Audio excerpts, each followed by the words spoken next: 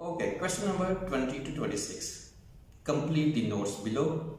Choose one word only from the passage for each answer. यानी कि हर जवाब के लिए आपने पैसेज से सिर्फ एक लफ्ज ही चूज करना है।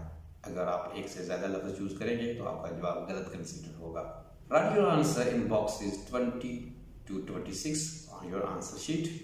यानी कि आपने अपने जवाबात जो कि क्वेश्चन नंबर 20 से लेकर 26 तक हैं उनको अपनी जवाबी कॉपी या आंसर शीट पर ट्रांसफर भी करना है। तो आज की समरी का जो टाइटल है वो है सिल्बो कोमेरो। अब सिल्बो कोमेरो जो है वो बेसिकली एक लैंग्वेज है, एक जबान है। और इसके बाद जो मेन हेडिंग है वो है हाउ सिल्बो इज प्रोड्यूस्ड, कि सिल्बो जुबान बुनियादी तौर पर बनी कैसे है। Question number 20. High and low frequency tones represent different sounds in Spanish. Question number 20. Blank. अब इस सवाल में जो की वर्ड्स हैं वो high and low frequency tones है, डिफरेंट साउंड्स है और स्पेनिश है। अब जैसा कि मैंने आपको पहले बताया कि सिल्बो कोमेरो एक जबान है जो कि बुनियादी तौर पर एक विस्लिंग लैंग्वेज है, यानी कि आपने बोलकर किसी से बात तो नहीं करनी लेकिन सीटी बजाकर आपने अपना पैगाम देना होता है। तो इस सवाल में जो साउंड्स है वो बेसिकली वर्ड विसल्स के लिए यूज किया गया है।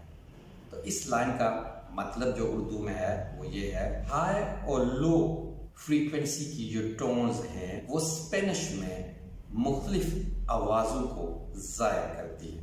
अब हमने स्पेनिश के आगे जो ब्लैंक है उसको फिलअप करना है। तो इसमें जो मोस्ट अप्रोप्रिएट जो जवाबात हो सकते हैं वो या तो स्पेनिश लैंग्वेज हो सकता है या फिर स्पेनिश वर्ड्स हो सकता है। So let's go to the reading passage to find the answer of question number 20. Paragraph 4.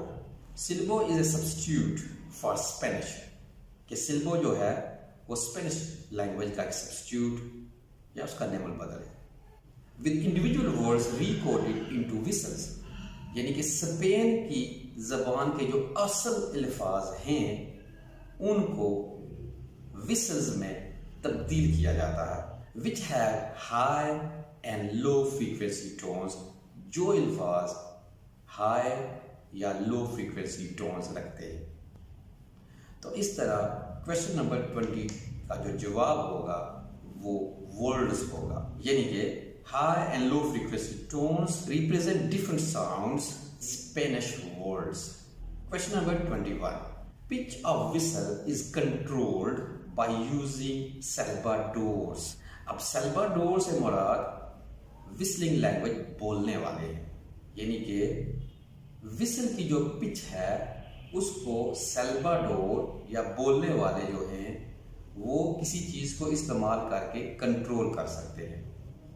अब इसमें जो की वर्ड्स हैं वो पिच है, विसल है और सल्बाडोर्स हैं या फिर कंट्रोल का लफ्ज है। Paragraph 4 line 2. A whistler or silbador, यानी कि विस्लर सीटी बजाने वाला या सल्बाडोर, यानी कि विस्लर के लिए ही सल्बाडोर का लफ्ज इस्तेमाल किया गया है। Puts a finger in his or her mouth to increase the pitch, यानी कि वो पिच में इजाफा करने के लिए या फिर आवाज के तीखेपन में इजाफा करने के लिए अपने मुंह में उंगली डालता है। तो इसका मतलब ये हुआ कि आवाज की पिच को कंट्रोल करने के लिए सल्बाडोर जो है वो उंगली का इस्तेमाल करते हैं। तो इस तरह क्वेश्चन नंबर 21 में जो ब्लैंक में जवाब आएगा वो फिंगर है, क्योंकि क्वेश्चन नंबर 21 है pitch of whistle controlled by using the silbadors finger, यानी कि विसल की जो पिच है उसको सल्बाडोर की उंगली इस्तेमाल करके कंट्रोल किया जा सकता है। Question number 22 blank is changed with a cupped hand, कि एक cupped hand की मदद से तब्दील किया जा सकता है। अब इसमें जो कीवर्ड है वो चेंज है और cupped hand है। Paragraph 4 line 3. while the other hand can be cupped to adjust the direction of sounds, जबकि दूसरे हाथ को कप की शक्ल बनाकर जो आवाज़ों की सिमत है उसको ठीक किया जा सकता है या तब्दील किया जा सकता है। तो क्वेश्चन में चेंज का लफ्ज़ यूज़ हुआ है और रीडिंग पैसेज में चेंज के लिए एडजस्ट का लफ्ज़ इस्तेमाल हुआ है। तो इस तरह क्वेश्चन नंबर 22 का जवाब होगा डायरेक्शन। इसके बाद जो क्वेश्चन सेक्शन में जो हेडिंग है वो है हाउ सिल्बो इज यूज्ड, कि सिल्बो ज़ुबान जो है वो इस्तेमाल कैसे की जा सकती है। तो क्वेश्चन नंबर 23 है in every day for the transmission of brief, question number 23 blank. अब इस सवाल में जो कीवर्ड्स हैं वो इन एवरी डे है और इन एवरी डे का हम मानी लफ्ज़ इन डेली लाइफ हो सकता है। ट्रांसमिशन का जो हम मानी लफ्ज़ है वो कम्युनिकेशन है, कि ट्रांसमिशन में हम अपनी बात दूसरे बंदे तक पहुंचाते हैं और कम्युनिकेशन का मतलब भी अपनी बात दूसरे बंदे तक पहुंचाने का ही है। और ब्रीफ का जो हम मानी लफ्ज़ हो सकता है वो शॉर्ट, लिमिटेड या प्रिसाइज हो सकता है।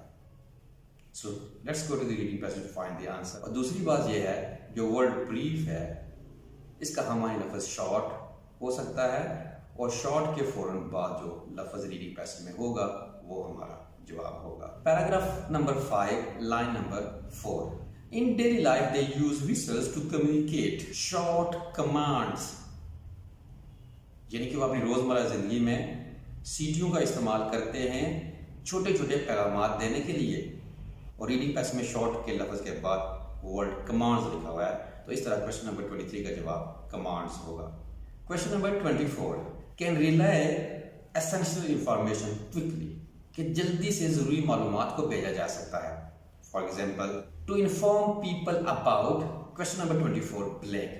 टू इन्फॉर्म पीपल लोगों को मुतला करने के लिए, अबाउट किसी चीज़ के मतलब या किसी वाक्य के मतलब। तो इसका मतलब यह है कि क्वेश्चन नंबर 24 का जवाब जो है वो कोई वाक्य होगा जिसके मतलब लोगों को जल्दी से इन्फॉर्म करने के लिए इस्तेमाल किया जाता है सिल्बो लैंग्वेज को। तो अब इसमें जो कीवर्ड्स हैं essential information, quickly. So let's go to the reading passage to find the answer of the question number 24। Paragraph number 5 line number 5 Silbo has proved particularly useful, Silbo जो है वो बहुत ही मुफीद साबित हुई है। व्हेन फायर्स हैव अकर्ड, जब आग जो है वो किसी जगह लग जाती है या कोई आग का वाकया पेश आ जाता है। ऑन द आइलैंड, जजीरे पर। And rapid communication across the large areas has been vital, तो इस तरह जल्दी से पैगाम रसानी का जो काम है वसी इलाकों में वो बहुत ज़्यादा ज़रूरी हो जाता है। तो इसका मतलब यह है कि जो वाकया रीडिंग पैसेज में लिखा गया है वो है फायर्स का। तो इस तरह क्वेश्चन नंबर 24 का जवाब होगा इन्फॉर्म पीपल अबाउट फायर्स। इसके बाद हेडिंग है द फ्यूचर ऑफ सिल्बो, यानी सिल्बो ज़बान का मुस्तकबिल।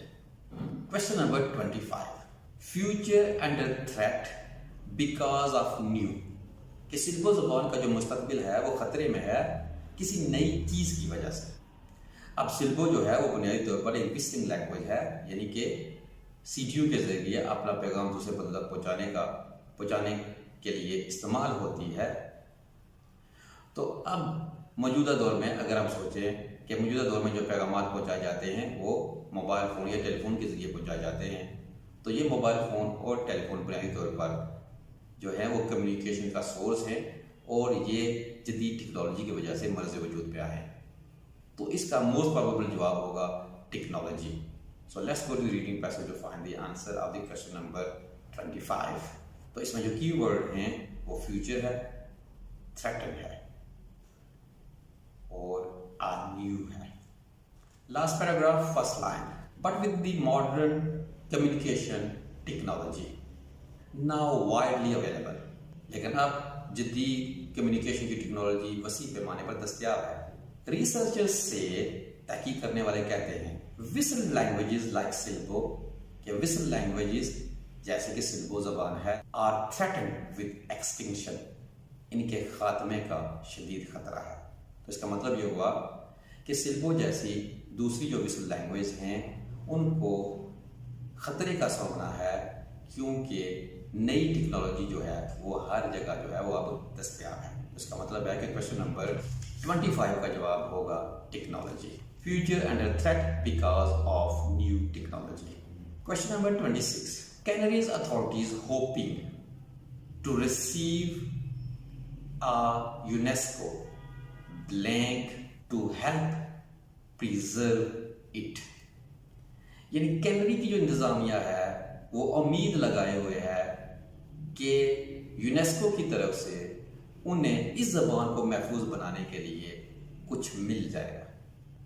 तो अब जो मोस्ट अप्रोप्रिएट जवाब हो सकते हैं वो जनाब पैसा हो सकता है, मनी हो सकता है, प्राइज हो सकता है, लेकिन वो जवाब हमारा क्या है, सिंगुलर है, क्योंकि ब्लैंक से पहले तो यूनेस्को है, लेकिन यूनेस्को के वर्ड से पहले आ का लफ्ज़ आया है, तो इट मीन्स खाली जगह में जो जवाब है वो सिंगुलर है। और अब इसमें जो की वर्ड्स हैं वो ज़ाहिर बात है, एक तो यूनेस्को है, कैनरीज अथॉरिटीज़ है, होपिंग है। So let's go to the reading passage to find the answer of question number 26. Last paragraph, second last line. The local authorities are trying. मकामी जो इंतजामिया है वो कोशिश कर रही है। अब यहाँ पर trying का वर्ड यूज हुआ है और क्वेश्चन में hoping का वर्ड लिखा हुआ है। To get an award, कि वो एक award हासिल कर ले। तो अब award से पहले an आया है, तो इसका मतलब है कि award क्या है, सिंगुलर है, और ब्लैंक में जनाब हमने सिंगुलर जवाब ही चूज करना था। तो इसका मतलब है कि क्वेश्चन नंबर 26 की जो ब्लैंक में जो लफ्ज़ आएगा वो क्या है, अवॉर्ड है।